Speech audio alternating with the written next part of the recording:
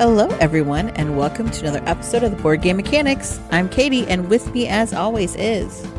Hey, everybody, what's going on? It is Jason. Yeah, we have been working through a lot of technical difficulties to bring this podcast to you today. Got new internet. Jason had to find some headphones. It's madness. Yeah, get new phones, get new internet. It turns into this whole big ordeal that I didn't think of. Yeah. One of those, unintended consequences? Is that what the word is? I guess. I'm not sure what word you're looking for, but that does make sense. Like I got a new phone, and I thought through some of the stuff, but then because I didn't think of everything, it's like an unintended consequence of getting a new phone, not having things work. Mm-hmm. Side effects. Yeah, that too. Anyway, we have had some great gaming lately. And great gaming, it makes for good times, but does not make for a lot of time for podcasting. So normally we would do news, but the news is going to really be more games that we played because we had our annual Nerdapalooza, BGM Con, gathering of friends in Ohio kind of thing this past weekend.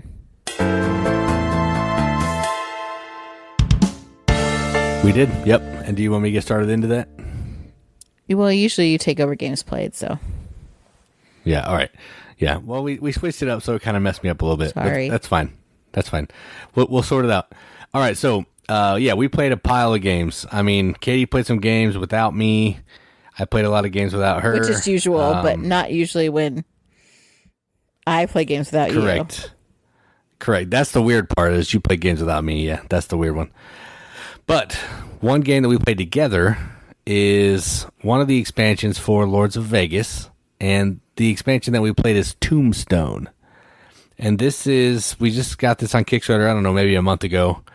And this is effectively a Western board for Lords of Vegas. You're doing the same kind of things. You're building up a hotel. But in this one, instead of the dice being rolled when you gamble, you're going to have cards. You're going to flip like high card wins. And then you're going to have like poker hands whenever you show down against other people to like when there's a property that comes up on the board that doesn't exist, you have to like do a showdown to be able to claim any property that you want. Or there's these extra characters on the board now that give you special powers. And when you want to take one of those people over or get them on your side or whatever, you have to do a showdown with either the player that has it or everybody if they're on the board. But other than that, it's a similar vibe. The board's a little smaller. There's less properties. You probably should play with the up expansion, which we didn't. So we kind of maxed out on points. Never played it before, so some of that stuff you learn. But yeah, it was still fun. I enjoyed the card mechanism and getting rid of the die. It made it feel a little bit more Wild Westy. And I can't wait to try some of the other boards. New Orleans, Atlantic City, and Reno. They all do different cool things, and I can't wait to check them out. So how'd you feel about Tombstone? It was fine. I mean, I won, so that always makes me like a game better. But I honestly think that I prefer just traditional over this. I don't think the changes were enough to make me really love it more than the OG Lords of Vegas. So I'm interested to see what some of the other ones do. If I just felt like it was a little clunkier. And the fun parts didn't like outweigh that in the experience for me. But it wasn't bad. It just wasn't better than the original. Yeah, it is definitely not as streamlined. That's for sure. Because I think the basic Lords of Vegas they took everything they could out of it. Yeah. So this doesn't do that. But I still like it, and I can't wait to try the other ones. Yeah. So we'll see how they work. All right, so up next, Katie's going to talk about at least a game, maybe two that she played by herself. I don't know how this is going to go, but we'll see. So you can start with a game that you played that I didn't play that I do really want to play. That's what happens when you call an audible. Jason's like, I can't live with this. We're not following the outline. You're, Yeah, it's fine. We'll survive. This is what the board game rundown feels every week. Can you imagine? I can't imagine. No. I can't imagine. So apparently this game, is it like a new hotness or something? It's not super old, but I don't know how hot it is. I don't know. I feel like everyone was like a buzz, like, oh yeah, I want to play that. Oh yeah. The game is MLEM or MLEM, Space Agency. It should come as no shock to anyone. I never heard of this game before. I didn't really want to play it initially because I hate space, but it has cats. So you've got catronauts. You're cat astronauts in this game. And so that kind of made me think, okay. And so I don't want to say I was shanghaied, but for me, a big gathering of people playing games, especially this particular like gaming event, we've done it for, I think Kim said 5 years now, maybe. That sounds right. And it's over half of the people there. Like I think we had 42 at one point. More than half, probably, I'd say 70%. I know very well. Very good friends of mine. So it's a day. And some I'm related to. So it's a day of of being with people that I really enjoy. So I don't even have to play games to have a good time. This is how you know Katie's an extrovert, right? I'm just happy to be there. Like I'm like buzzing on being with people, and they're people I really enjoy. So it's like double the fun. But I was like, okay, guys, I'm playing a space game. I mean, it's got cats, so whatever. But this game is essentially, I would say, it reminds me so very much of Celestia. So Celestia is the airship kind of dirigible that you're moving across these different islands. In MLM, I'm just going to call it that. Actually, that makes it sound like it's MLEM, not MLM. Yeah, mid-level management. I was like some mid-level marketing scheme. Yeah. MLM. I'm just going to call it that. Anyway, in this game, you are putting a cat of your player color on a rocket ship. You're all going on this rocket ship together. Spaceship, whatever. The neat thing I think about this particular game is that each of your tokens that you put on has a special power that's going to give you something during this kind of exploration into space. And you're rolling dice to move up this path. The path tells you what dice rolls are going to allow you to move forward. And you're moving forward so you can get to planets and moons. And if you go really far, galaxies, to score points. So the planets have like area control, area majority points that you can get. The moons have individual points. So your little player pieces will allow you maybe to double your points on a planet, or double your points that you get on a moon, or allow you to jump off, one area forward or one area backwards. So you might be able to get more points than everyone else on the ship.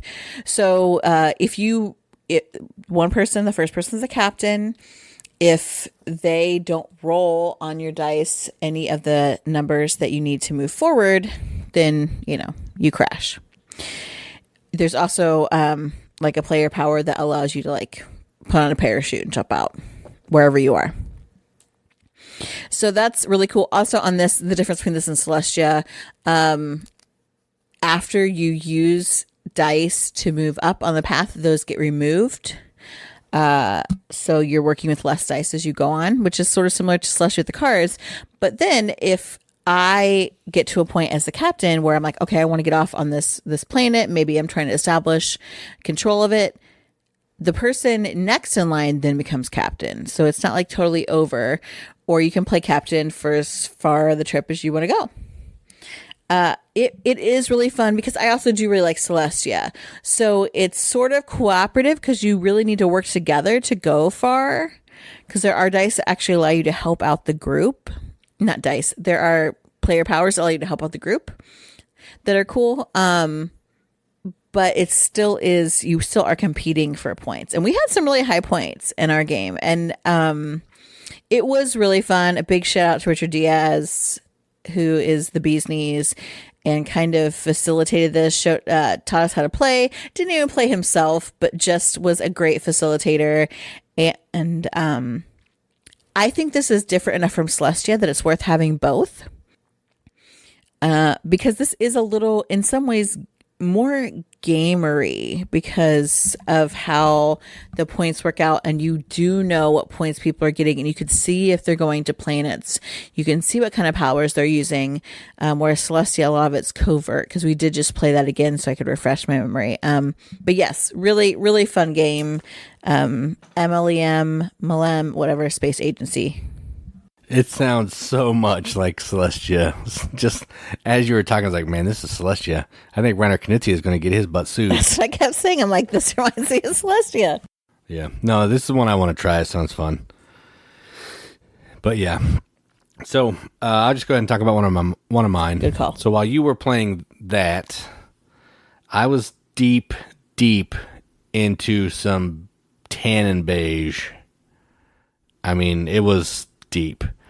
And I played with Richard, so maybe you might not have been playing this when I was playing this, but with Richard Diaz, I was playing De Vulgari Eloquentia, and this is an older Euro from, I forget the company, but this is effectively a game where players are taking on the role of a merchant, a friar, or a cardinal, and you're moving around Italy, taking different kinds of actions to try to unite all of the languages of the Italian people. Basically what that boils down to is you have some action discs.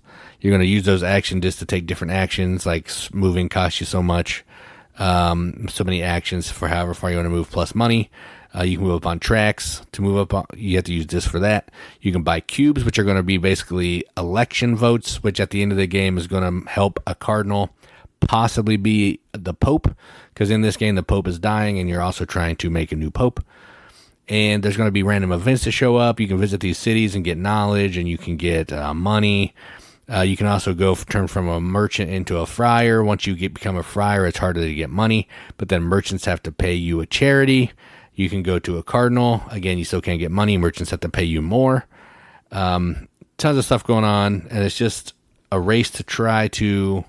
You don't necessarily need to be the Pope, but you gotta, like, if you're not going to be the Pope, you want to at least do a couple things that get you a bunch of points. So, really fun game. We played it with 4 players, had a great time, and I'm glad that I took it. And this is the perfect event to play these beige, old, golden Euros. So, yeah, De Vulgari Eloquentia. I also played that with my friend Matt and an old coworker named Shane, who was pretty awesome. So, yeah, you brought it out of the box, and it was just overwhelming beigeness. You can see beige from a mile away. Yeah, I was playing Courtisans while you were playing this. Oh yeah, that's right. Probably some other games too, because this is it was a little bit of a long one. Yeah. Another game I played with lovely fan Zero, Mike Corney, and his stunning girlfriend Anne, who I want to be besties with. We played Etariya, Elvian Relics, another game I never heard of before, which again, I don't even know why I say it, because y'all know I don't know any new games, but 3 of them. Every time I see one, I'm like, oh yeah, I talked with that on when it was on Kickstarter. Otherwise, no. So this game sort of, I'd never heard it before. It has really pretty art. It's very nice and colorful.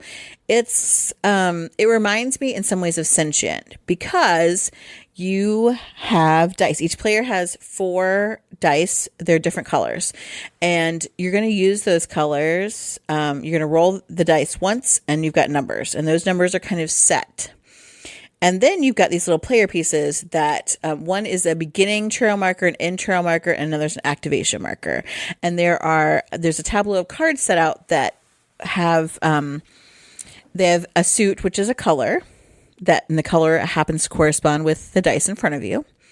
And then on each card, there are these actions that happen with the dice numbers. So maybe all of your 6s go to 1s. Your 2s go to 4s, your blue goes to 5. just a whole variety of what comes out. You're also going to have cards in your hand that you might be able to use, because there are some special action cards that allow you to change up the cards in the tableau, maybe change what color is being affected, change the numbers that things are changing to. And you are wanting to put cards down in front of you because you were going to lay the cards that match the dice colors in front of you. And that's how you're going to score points after each round. So in order to place a card in front of you, you have to take the die of the same color and turn it down a pip so you can play cards. And then at the end of the round, you're going to multiply the pip value on your dice by the number of cards you have. So it's just this like really fun kind of strategy game of how do I get cards down? How do I get my dice pips up? And then you're going to place, like on your turn, you're going to do something with the card, either draw one from the deck into your hand or drop a pip and play one down. And then you're going to place one of your markers. So it could be like, I'm going to place my start marker in between the first and second card. And then on a later turn, you can place your end marker. And so you're going to travel over the cards that come between your start and your end marker. Now, you can't place your markers where other people are. So that's where kind of how you place them, when you place, depend, because I'm like, oh, yeah, I got this great strategy for making my pips look great based on what the cards are out there, how they're going to manipulate my dice. But I may have to go through less cards than I wanted to, or the wrong cards, and that screws up what my dice value is. So again, this one is one of those games that's really simple to play. You do two things on your turn. But the choices, I found the choices really agonizing, really great. I also won this one, which is shocking to me. But it was really fun. I really liked it. I wasn't sure at first, but I like the idea, and it reminds me of Sentient in that there's dice manipulating, and the cards are kind of working together in this manipulation to score points. Yeah, so it was good. So that's Etariya, Elvian Relics. Yeah. I know a lot of games. I watch a lot of stuff on games. Mike still finds all these games that I've never ever heard of in my life. I don't know how he does it. Like I don't know where he's going. He must know some super secret website that nobody knows. It must be. Yeah, I don't know. All right, so we played more games than this, but these are just some games that we don't talk about a ton, or maybe that are new. And this is a new game for me. And this is a game that I played with that same group. No, different group. One same person. Shane and two of the guys from Board Game Rundown. And this game is called Federation. And this is a game from Eagle Griffin. And this is effectively tracks in space. It's a action selection game. There's these two different grids of, I think, 12 actions. So a total of like 24 actions, or maybe 18, something like that. And you're going to take this poker chip. You're going to either use it as a value, which will give you a little area control in the row if you have the highest value across the whole row. Or you can use it as a check mark, which will both these will activate the action, but the check mark will then let you put a check mark on your player board, which if you get a spaceship, then you can take bonus actions. And what you're trying to do is you're trying to move up there's like 6 different tracks. Each of the tracks are going to score a different way. Some of them are going to give you resources. Some of them give you these little robot helpers that will give you one-time abilities that are really strong. Some of them give you these little tokens that go on top of your poker chip to make it so you can turn a 3 into a 6 or something like that. Some of them are going to be these little robot helpers that give you goods at income at the end of the round or in-game points. And then some is like converting resources into other resources to score points. And you're just trying to manage the best way to use your poker chips to get points, move up on all these tracks so you don't get too far behind until you get on the most point at the end of the game. There's only 4 actions in 5 rounds, so you have a total of 20 actions, and you're trying to make the best that you can of all those actions. It was a fun game. The teach was a little bit long. Shane is very thorough. But the game was a ton of fun. I probably wouldn't play it at 4 again, but it was enjoyable. I love moving up on tracks. Could do without the space theme, but again, it could be anything. You're moving up on tracks, so who cares? But yeah, this is a game that I'd heard of. I'd never played it. and I'm kind of glad that I played it because it was fun. So that was Federation. Yeah, I was going to ask about that. If the space theme, if you thought I would like it despite its theming. It's so irrelevant. Like, it really could be like desert or Western or no theme, just numbered tracks. Yeah, you probably like the game. It's a cool track game, cool action selection game, but it is a lot of black. The board is kind of black, so, space. Yeah, it's just why I'm over space theme. Yeah, I don't love space, but I'm a little more tolerant about it than you are, but... It's because you don't care about theme, and I really do. That's correct. I mean, I have been caring a little bit more, but still, it's not going to, make me not play a game. All right, well, those are some games we played at Nerdapalooza/BGMCon, some games we didn't play there, and now we are moving on. All right, so it should come as no surprise that we are heading back to our top 100 games of all time. And this episode, we're doing games 80 through 71. Again, every time I'm like, gosh, there's some really good games on here. And it's true. And every time I play new games, I'm like, oh yeah, maybe these will make it on next year's list. And I'm sure you'll be seeing some interesting games, I think, that maybe we haven't had in years before, or have dropped significantly, actually, into this kind of medium. I would say, like, this is my moderate level. Like, oh, I like a game, but it's not my first one I'm going to reach for anymore, is in this series, but still really, really stinking good games. So we're going to start with our number 80, Jace. All right, so my number 80, I'm not sure if you talked about this or you will be talking about it, but I think you like this game more than me, but I don't know that for sure. I do. And this is called Elysium. And this is, what is that, Greek theme? Ancient Greek theme? Yes. Greek gods. And basically what you're trying to do is you're building two tableaus at the same time. You're trying to get tableaus above your little player board that's in front of you. And then you're trying to eventually move those cards down below your player board, which is Elysium, which is where they're going to score. Once they're in Elysium, you no longer get the powers, but you're doing like a set collection to try to score points. And the way you're doing all this is through there's these 4 different colored pillars that everybody has. It's kind of the currency. And in order to take a card, you have to have the pillar or pillars that are marked on that card available in front of you. Then when you take the card, you can get rid of any pillar that you want. It doesn't have to be one of the colors on the card. And you're trying to manage your pillars to be able to take, I think, 3 cards, and you also have to take a quest every round, and it's like 5 rounds. So you're trying to make sure you have pillars available that you need to take cards that you want for your sets, get powers that you need, and all that stuff. It's a really simple game to play, but there's a ton of strategy and stuff that's going into what cards you're taking, when to put them into Elysium, when to activate the special abilities, and it's a good game. There's 8 different factions, I think, and you play with 4 or 5 every turn. So a little bit of variability, but it'd be nice if we get an expansion. But that's another story. My number 80, though, is Elysium. I do like this a significant amount better than you. And I always hear people teasing like, oh yeah, they're going to do an expansion. Well, I bloody well want to see it, because there's the pantheon is ridiculous of gods and goddesses that you could use in this. And it's so freaking good. I'll talk about it later. Not today. Several podcasts from now. My number 80 is I think we randomly found this at a sale, like we do sometimes. Games, like, we'll go, just like, yeah, they're on a sale, so he'll wander around because he's a big cheapo. And I obviously, as we have mentioned already in this podcast, don't know any games unless they're handed to me. So I just walk around and wait for a game just to speak to me. And this one just did, and it's Covert. Covert has a really awesome theme. You're a spy. And who doesn't love, like, feeling like a spy, man?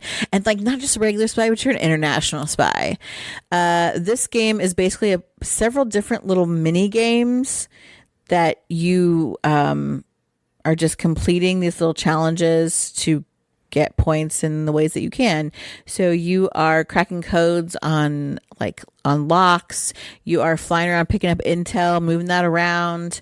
You're using your shoe phone and your secret spy camera, and just a lot of fun little mechanics in this game that with a really cool spy theme. It's not super difficult. It's pretty easy to teach, pretty easy to play. And I just really enjoy that theme. So that's why I like it so much. My number 80 is Covert. Yeah, this is a good game. We just played it not that long ago, too. We did. And it was still good. All right, so my number 79 is a game that I wanted for a long time, and our friend Fred was getting rid of it, so I snagged it up. And it is called Finca. And this is a game, it's a pretty simple game. You're basically moving these little farmers that you have around this windmill, which is kind of weird theme. Don't think about it too much. But you're going to move the farmer as many spaces as there are of the people that are standing on that windmill blade. And wherever you land is the action that you're going to take, which is going to give you resources based on the number of people that are there. So it doesn't matter whose people, but whatever. And you're trying to use those resources to deliver them to different locations on the board to score points. Like maybe one place wants to, I don't even remember what they are, olives and oranges. So two of each of those. You go there, you get the stuff, you need a donkey to ship it, you get a donkey, you go take it, and you can score some points. And you're trying to score as many of these as you can. You're trying to get one of all the different sizes. There's deliveries of 1, there's deliveries of 6. If you can do all those, you get some extra points. And you're just trying to basically, I don't know, out-deliver everybody. The rub on this one is, though, if ever there's some fruit or whatever the goods are that are gone and somebody needs to claim some, all of them go back in the middle, and you can lose your resources. So you're trying not to hold them too long because you don't want to take, all those actions that you got to accrue it and then lose them. This is a really fun game. There's a new edition out from Pandasaurus that has Vincent Dutrait art, I believe. And either way, the gameplay is mostly the same. So if you're into that, check it out. My number 79, Finca.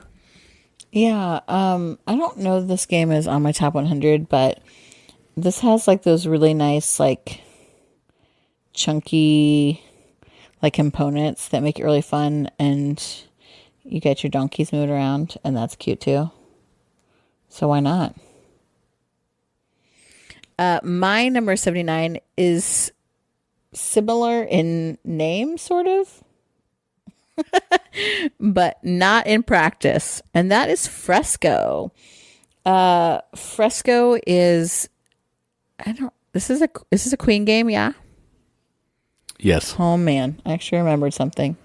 So it's a Queen game where you are painting. Is it the Sistine Chapel or just some chapel? I'm not sure if they say Sistine, but it's implied that that's what it is. But I don't know if it actually is that or not. Maybe. So you're painting a chapel ceiling.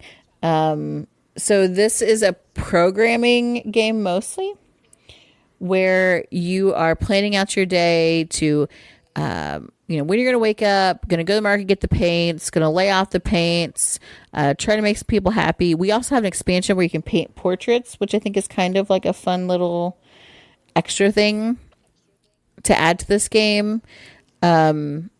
Just contract fulfillment, kind of.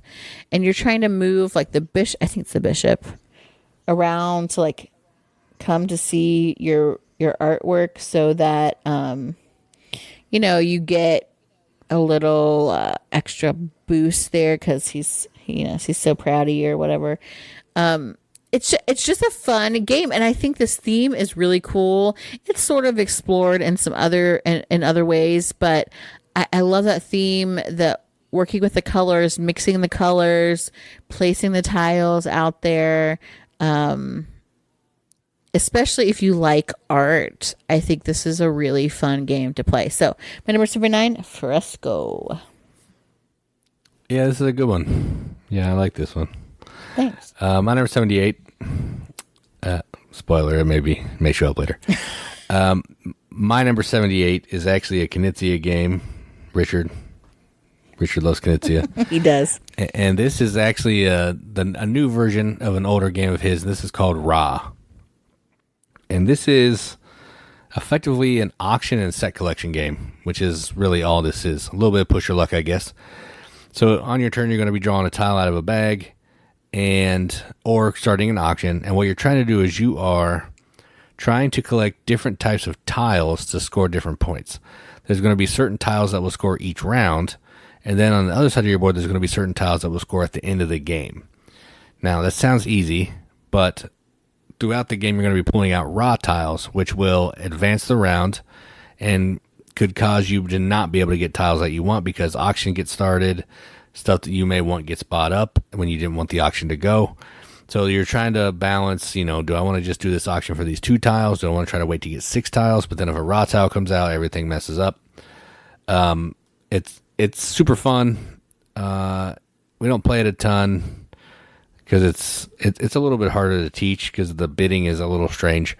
But I enjoy it.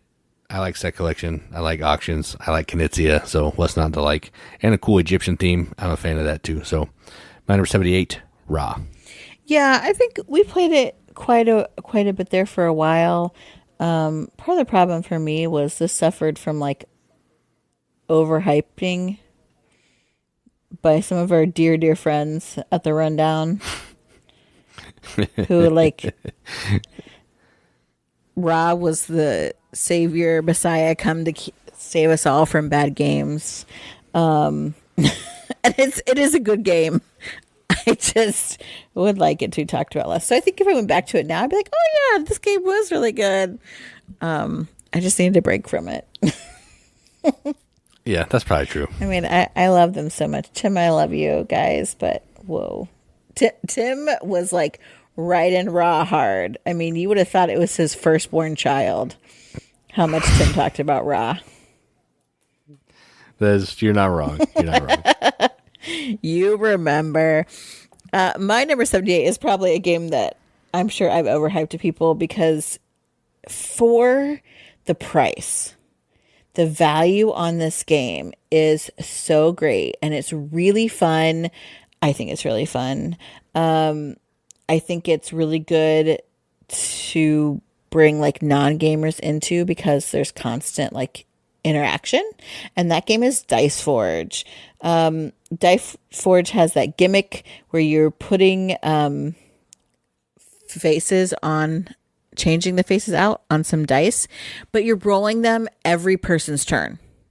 So you're always getting something, which feels really great. It's really satisfying. You're moving your like tracks up and down like, oh yeah, I got more of this, got more of that. And then when your turn comes, you are then spending what you have earned. And it's just like point conversion, which I guess some people might not like. I get that. We have some expansions. There's different cards, different ways to go about it, which for me, as you all know, is one of my favorite things. I am nothing if not completely sold on multipass victory, and I definitely think that Dice Forge is that. And people love chucking dice, and they're big and chunky and tangible, and the board in general is beautiful. The place that houses the little extra sides is so pretty. Like it's all laid out in a specific way.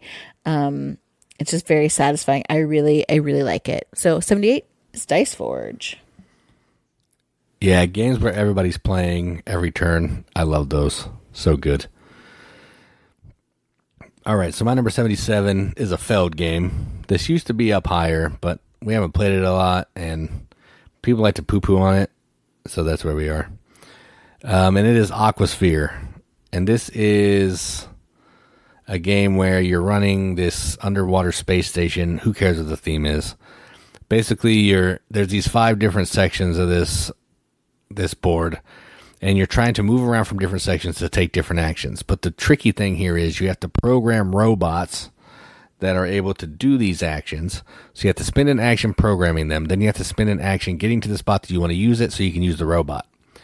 There's 2 different boards that you're moving around. You're actually moving your scientists around to use the robots. And then there's this other board that you're moving another scientist to be able to program robots to help the robot help your other scientists take actions. You're trying to do a little bit of area control. You're trying to like clean the pods of these octopus things, collect gems, upgrade your own little laboratory just to help you score more points. Point salad game. You got to have gems to be able to get through certain thresholds of scoring. It's got a lot of rules, probably too many rules for what the game is actually, but I enjoy it, and that's why it's on my list. So that is number 77, Aquasphere. I do not enjoy this game, and it may be because there's so many rules, and I was like, am I too dumb to play this? I didn't think I was, but I'm not entirely sure anymore. Yeah, it's not even a hard game, but there are way too many rules. I agree. I don't know. It felt hard. My number 77 is a quite light game, and we haven't played this for a while, and I would like to get it back out, and that is Parks. This is from Keymaster. Look at me. I remembered a company. I remember too. That is shocking. And Parks is about taking some hikes through parks, national parks. And I think really one of the big appeals to me for this game is how pretty it is. It is just cute. Your little hiker guys, the little, your resources, the wild tokens that are all different. I just love that. They're so cute. And then on top of that, you've got this beautiful artwork on these cards. They're all different, showing all the different parks, national parks in the U.S. So it's like places you could actually visit. And I love that slightly educational almost aspect of it, as well as just how lovely it is to look at. And then it's basic, set collection. Maybe not set collection. Contract fulfillment is probably better. Resource management. Of going through these spaces to pick up the things that you need to complete the walk through the parks, I guess. We have the expansion with the tents on it, which is fine. The nighttime, or what's that? Is that what it's called? I think it's Nightfall or something like that. That's fine. I don't think it's necessary though. The base game I think is really good. It's just like and also a relaxing game. Like relaxing, walking, hiking through the national parks with really beautiful scenery and things. Like it's just a good game. So that's my number 77, Parks. Yeah, just don't play it at 5. It's a little long. But other than that, that's good. True. All right, my number 76, Katie already talked about it, Fresco. Everything Katie said, I agree with. So yeah, I like the way the action selection works. I like mixing the paints, doing a little bit of the contract fulfillment, set collection stuff. I like painting I'm going to call it the Sistine Chapel, even though I don't know if that's what it is. I like painting that because it actually, you start to see the fresco as the game goes on, and it looks really cool. Really fun game, really cool mechanisms. Get up early, take more actions, but stuff's more expensive. Stay in late, get less action, stuff cheaper. Nice little give and take there. Fantastic game. We also have the card and dice versions, not as good, which is why they're not on the list. So anyway, 76, Fresco. I didn't even look ahead to see that there was that crossover. Sorry. I wouldn't have rambled on about it so much if I had seen that. No, it's fine. My number 76 is a game with a really fun theme, and I feel like everyone we tell about this game thinks it's great, and that is the Bloody Inn. And this has, I believe, artwork from Jason's favorite artist, Weaverson Santiago. That is correct. I love Weaverson. Wow, I can't believe I actually got that right. I was really taking a gamble on that. I was like, please tell me I didn't make that up. No, you're right. You are correct. I don't know if the designer is or what company makes this one. I just know one thing about each game, and that makes me feel like I'm on the right track. I can be taught, people. I can't be taught all the things, but I can be taught some things. So the Bloody Inn, you are running in, and this is again based on, I guess, an actual historical happening of people who owned an inn and murdered people there in France. Like the French do. God love them. French. I bet it's probably Canadian. French Canadians. The French Canadians would never do that. They're too polite. That would be the height of rudeness to be like, I'm going to murder you when you come to my little hotel. And they would never do that. Yeah, that's true. Canadians know better. They'd be like, oh, it's a bit like Midwesterners. We ran into you and you ran into us and we're going to apologize to you. No. The Canadians would be too scared of the dark to do anything crazy. Canadians are not scared of the dark. That's the dumbest thing I've ever heard in my life. Anyway, back to the game at hand. It's late. I'm like talking nonsense, and apparently so is Jason. The Bloody Inn, you have it in, and people will come. You're recruiting people to come stay there, and then you're killing them off, and then you're hiding their bodies because also policemen show up too, and you do not want to get in trouble for having dead bodies hanging around because murder's bad. Okay. That's frowned upon. It is. There's also an expansion which has circus people. Yeah, carnies.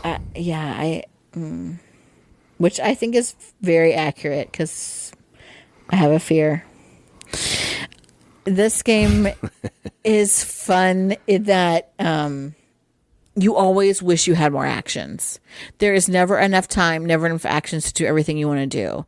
So you're like, yeah, I finally got enough money to or have you have to have like a certain threshold to get people to stay in your rooms. It's kind of difficult to it's kind of difficult to kill people.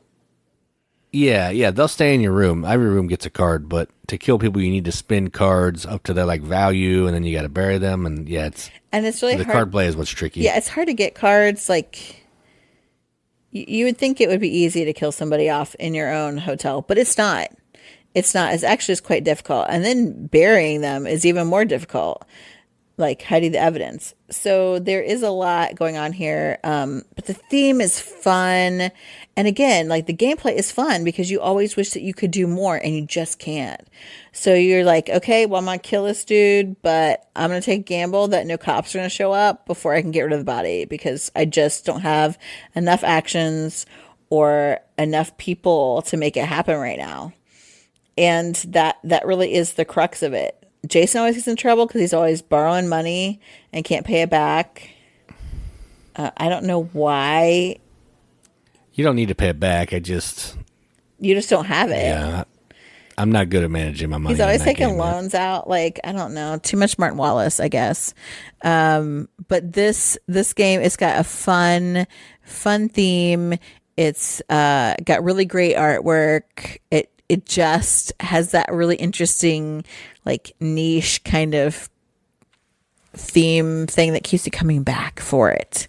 So that is my number, 76? Yep, the Bloody Inn.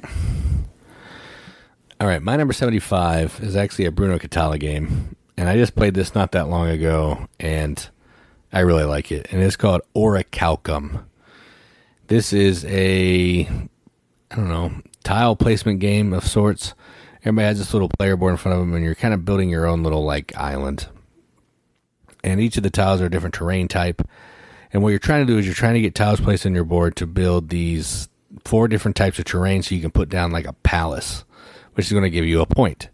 You're trying to be the first player to race to 5 points. The trick here is some of the tiles are volcanoes and they come with monsters. And if you have a monster on your board, you can't build anything around it until you defeated the monster, which is one of the actions you can take. So you're trying to use all these tiles you have. Some of them will give you gold. Some of them give you these little hoplite guys that are the currency. There's a century thing that you can pass over tiles if you have the characters. You can get soldiers that will help you fight. And then you're just trying to get 5 points. It's a race. You can get titans if you have a certain number of land types. They give you a point, but they can be stolen. So once somebody hits 5, that's the end.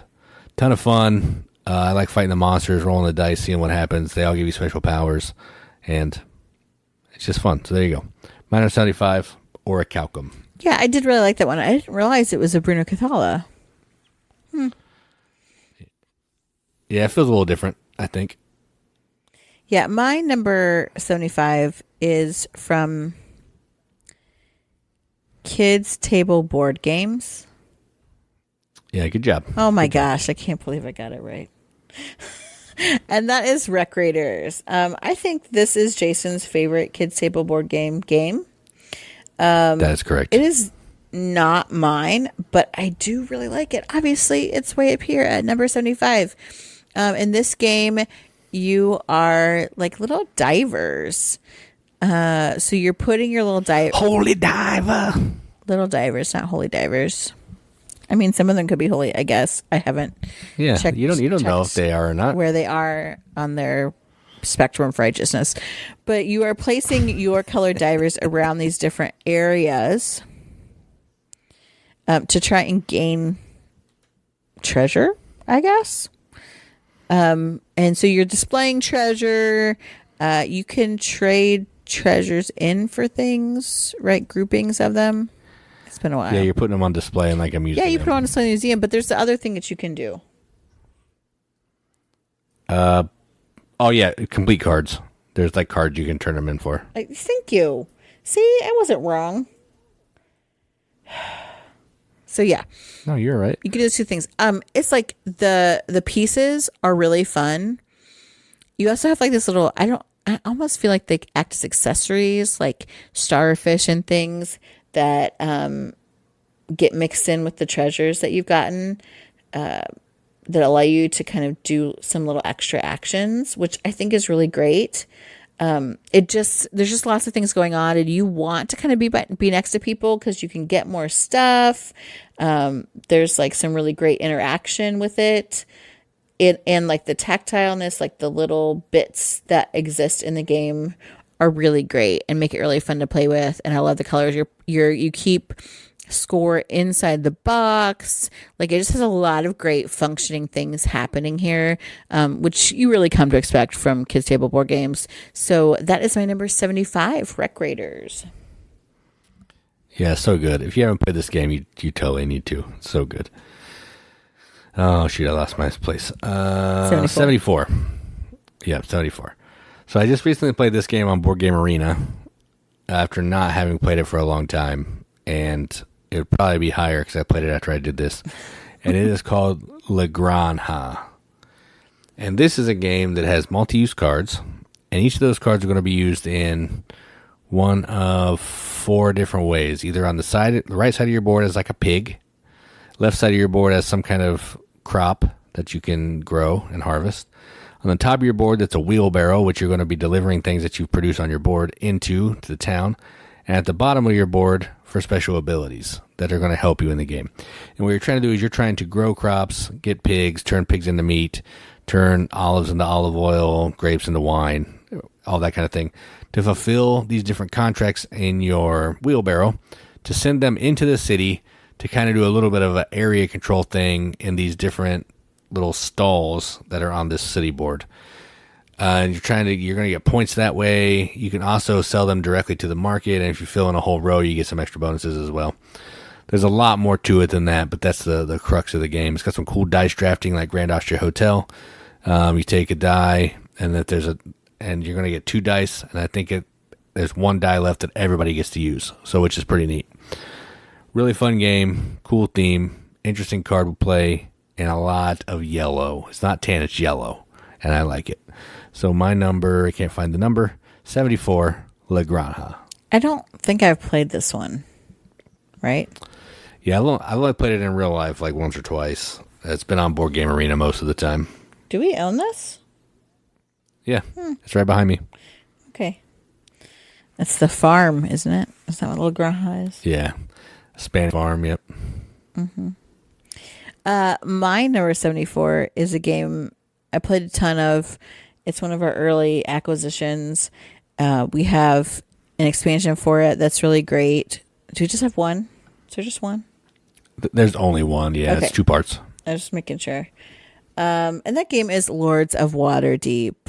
This is your classic contract fulfillment worker placement game. People have talked about how it's like D&D sort of themed. Freaking barely. It's fantasy themed, obviously, because you're recruiting some thieves and different people you need to complete these missions. And Waterdeep occurs. And owlbears. I always want to domesticate an owlbear. But you've got your workers, you're placing them out in different spots to collect, either recruit the different types of workers that you need, or in Jason's case, you're picking up the colored cubes that match what the colored cubes say on your contract to fulfill it. That's correct. That is the appropriate theme. I like the theme, but again, like, it is a great, I think, introductory kind of piece for people to play. It looks like it's going to be really difficult. I'm like, you place your people here and you take the stuff to put it with the stuff on the carts. The end. We have the Scoundrels of Skullport. Yeah, there you go. Good job. Heyo. Expansion, which you can get corruption, and Jason always does that and loses. I lost like 100 points last time. It was terrible. Yeah, because you're not supposed to do that. But I had fun during the game. Oh my gosh, it was so dumb. Like, it just was like a running joke. I'm like, okay, just throw your life away. Go for it. Yeah, that's what I do. He did and lost. But yeah, in general, like, that little addition is really fun because it allows you to do some different kinds of things and balance kind of the good with the bad. But even just the base game, I think, is a really good time, and especially good for people kind of newer to the idea of worker placement. So my number 74 is Lords of Waterdeep. Yeah, this is a good one. It's D&D theme, barely. Yeah, I agree with you. All right, my number 73 is another game that we own, but I play mostly online, and it's called Terraforming Mars. This is, I don't even know how to say it. Not necessarily engine builder, but you're playing cards in front of you, and you're kind of you're putting, each card has an icon. What you're trying to do is you're trying to terraform Mars, hence the name. You're trying to up the oxygen, get water on the planet, and make it warmer so people can live on it. And you're doing that by playing cards. Each of the cards has like special thing that they'll do. They also have these tags on them, which you need to get certain tags played out in front of you to be able to play other cards, because certain cards are looking for certain tags. And you're trying to just manage all your card play, and along with like building greenery on the planet, putting water tiles on the planet to help you produce income, get all that kind of stuff going so you have more money to do more things. It's a really fun game. I enjoy it. I like it online because I don't have to clean it up or sort out the cards. But even aside from that, I would play this anytime because it is a fun game. There's another game called Ark Nova that ripped it off. Not as good. But my opinion. So my number 73, Terraforming Mars. I do like this game. It's been replaced for me by a game that I will talk about probably much later, but this is still my top 200. This is 136 for me. It's a very good game. My number 73 is I don't know if they have a name for it. Do they have a name for the? Oh yeah, Dark Cities. No. I meant like they're all look like books. Yeah, I don't know. I just know what the name of the trilogy or now 5 thing is called. Oh, okay. Well, anyway, there's a series of these games by actually a local publisher to us, fairly local. And all of the games in the series look like books, and they generally tend to be for larger groups. They're more like party-esque games, but I find them really fun. And my number 73 is I would say my favorite one of the group, and then it's Hollywood 1947. In this game, you have a particular role in a movie made in 1947. You're kind of in the McCarthyism era where it's like a witch hunt for people that are commies, and you just might be a communist in this game. and you're trying to get movies made that fit your agenda, either patriotic or communist. And the neat thing about this is not only do you have that role, but then you also have a role within the production of the movie itself. You could be the actor, you could be doing sound, you could be, I don't know, remember all of them are. But with each of those titles comes a different special action that you can take on your turn when trying to kind of set up the direction of the movie. I just like the hit roll games, and the theme of this one I think is a really, really cool theme that you don't see often. The production quality is insane on this. It's so pretty. It fits the time period. It's just lovely. And every time I play this, I've had such a good time. And I think everybody else has. Like, it just gets ridiculous. Jason has not called me a lying piece of trash in this game, but definitely the word commie gets bandied around a lot, and Americans. And I think I've won this every time I played it because apparently I'm good at deception. So I really like this game. My number 73, Hollywood, 1947. Yeah, this may not be the most deep one with gameplay, but it's definitely my favorite one for sure. It's the easiest to teach, and it's just the theme is fantastic. All right, my number 72 is a game that's similar to my 73, Terraforming Mars, but I like it a little bit better probably because I played it more. And it is called Earth. And this is a game where you're basically, it's all card driven. Well, there's action selection where someone picks an action, I get to do a better version, but you also get to do that. And what you're trying to do is you're trying to play these different cards in front of your tableau. It's like a 4x4 grid. And you're trying to make synergies with these cards because each of the cards are going to either produce sprouts, they may grow trees, or they may just score points for other cards that are related to them, like in their row or column, or they may help you grow trees in your whole tableau and all that kind of thing. So you're trying to do all these things with these cards, get them where you want them to go, so you can have the most points at the end of the game. I like to go the tree route. I think it looks cool. I like to get sprouts. I'm not great at this game, but I have a good time playing it. You can also put cards face down into like your compost pile, which is like your own personal little discard pile. And every one of those you do is worth a point. So that's another way that you can get points by just burning cards. Really fun game. Not super complex to teach. And most of the people that we played it with have enjoyed it. And even at 5, the highest player count I think is 5. I enjoy it because you're always doing something on everybody's turn. And that's, if I'm going to play a high player kind of game, that's what I want to do. So my number 72, Earth. Yeah, this is way higher for me. And this did replace Terraforming Mars for me.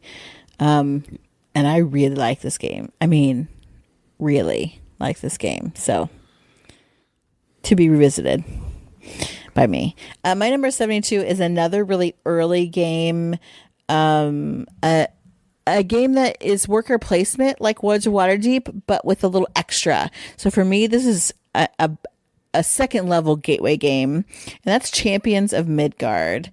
In this game, you are, I don't know, Vikings, probably, Norsemen at least, going out, and you are gathering things so that you can go fight, you know, trolls and draugrs and other monsters of the deep. You are gathering then dice to use as your fighters that you will be rolling to try and succeed against these things. We have all the expansions for this, as well as the playmat, which I think is the playmat's awesome. If you are going to get one thing, that's really helpful because there's a lot of stuff going on. Also the Valhalla expansion, excellent, because the Valhalla expansion allows you, when you roll dice and, you know, the troll, whatever, kills off some of your dudes, you don't feel so bad about losing because those dead warriors go off to glory in Valhalla, and they can be useful still, and you can get points that way, meet some other goals. And that really helps make it feel like what can be a major bummer in the base game to, okay, well, I'm willing to let those sacrifices happen because I know could get me points in a different way later. And I think that just makes the gameplay just that much better. And takes a good game to a really great game. So my number 72 is Champions of Midgard. Yeah, this is a good one. And yeah, the playmat is a must because otherwise you have like 4 little boards all over the table and it's annoying. So don't do that. My number 71, and the last one I'm going to talk about today, is probably would be higher if I played it more, and that is Puerto Rico. This is a game that kind of started I pick an act, like the same thing Earth does. I pick an action. Everybody gets to do that action, but my action is a little bit better. This is one of the first games that did that. And what you're doing in this is you are trying to, I don't know, basically build up your own version, your own plantation on Puerto Rico or something like that. And you're doing that by hiring some questionable workers to farm your fields for you and ultimately send those goods that you're producing off on ships to score points. You're trying to also build these buildings that are going to give you special powers, special abilities, or some in-game points. It's not necessarily a looker on the table. It has a questionable theme, but if you just look at it as little discs and gray and tan, who cares? The gameplay is a ton of fun, and I really like it. I'd like to play it more, but I'm not really good at teaching it, and there's quite a lot going on for kind of as easy to play a game as it is, so it just keeps it from coming out. But I do like it, and I want to play it, and I admire it, and that's why it's my number 71, Puerto Rico.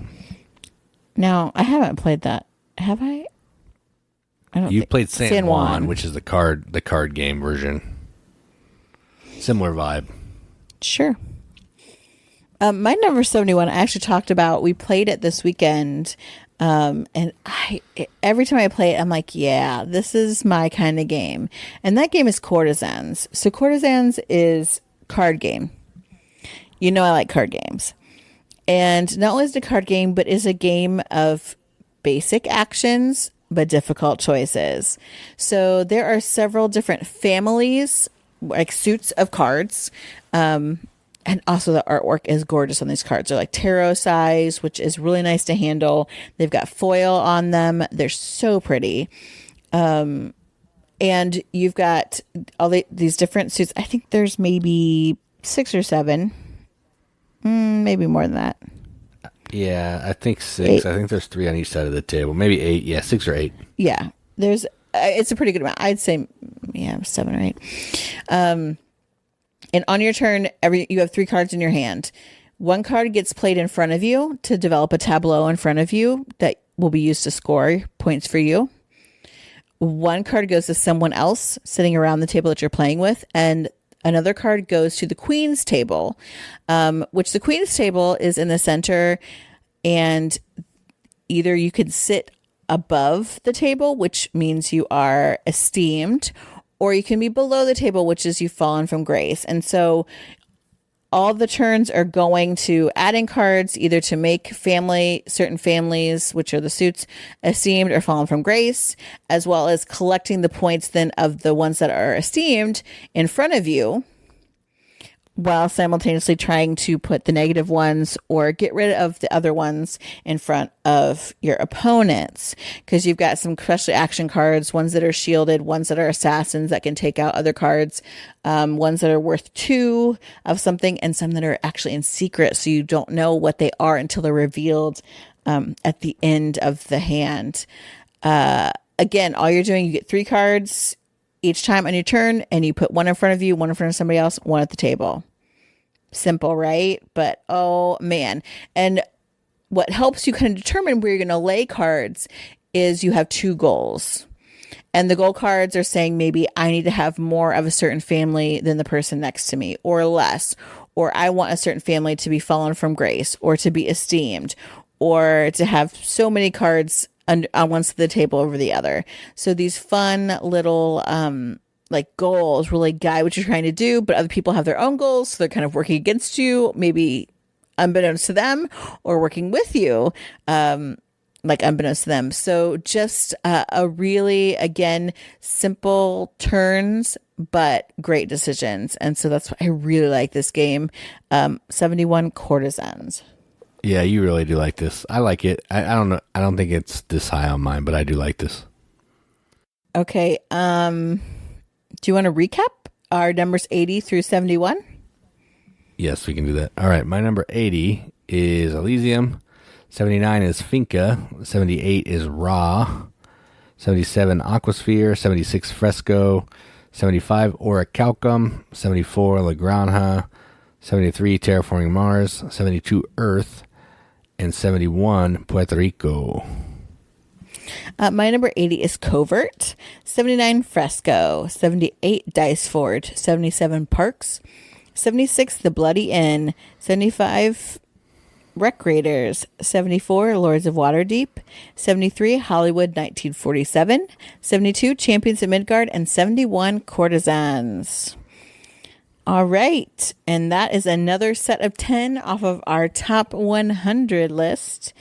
And we will definitely have another episode for you before too long. Oh my goodness. It's getting late. I'm starting to like slur my words. Yeah, you sound drunk. I wish you could edit all of it out so I don't sound so terrible. Oh my goodness. I'm so tired. Okay. It was just till the very end. You were fine until the very end. Mm-hmm. I've been like trying so hard not to fall asleep in between our discussions of different games. You know how I know I'm old? Wow. Yeah. All right. Well, we can wrap this up. Okay. Well, thanks. If you made it this far, you are an MVP. You are an MVP of the channel. Yeah. I'm Katie. I'm Jason. Keep gaming, everybody. Keep gaming. I almost said, I'm sleepy. But that's not my sign off, is it?